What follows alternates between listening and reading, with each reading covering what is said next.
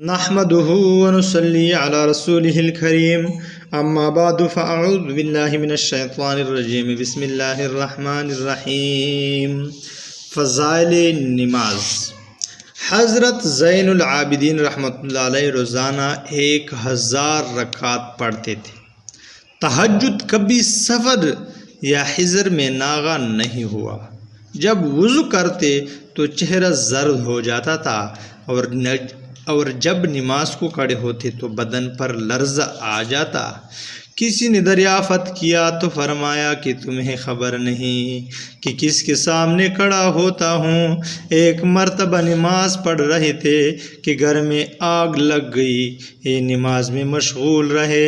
लोगों ने अर्ज़ किया तो फरमाया कि दुनिया की आग से आखरत की आग ने गाफिल रखा। आपका इरशाद है कि मुझे तकब्बुर करने वाले पर ताज्जुब है कि कल तक नापाक नुतफ़ा और कल को मुर्दार हो जाएगा, फिर तकब्बुर करता है। आप फरमाया करते थे कि ताज्जुब है कि लोग फना होने वाले घर के लिए तो फ़िक्र करते हैं, हमेशा रहने वाले घर की फ़िक्र नहीं करते। आपका मामूल था कि रात को छुप कर सदका किया करते। लोगों को ये ख़बर भी न होती कि किसने दिया। जब आपका इंतकाल हुआ तो 100 घर ऐसे निकले जिनका गुजारा आपकी इआनत और इमदाद पर था। सुभान अल्लाह। ये थे लोग, इनके बारे में आप लोग सुनिए कि कैसी ज़िंदगी गुजारते थे।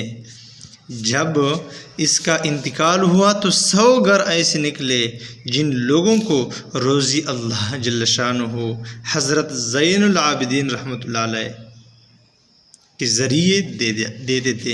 100 घर ऐसे निकले और किसी को पता भी नहीं था कि इन घरों को हज़रत ज़ैनुल आबिदीन रहमतुल्लाह अलैह चुपके से सदका देता है।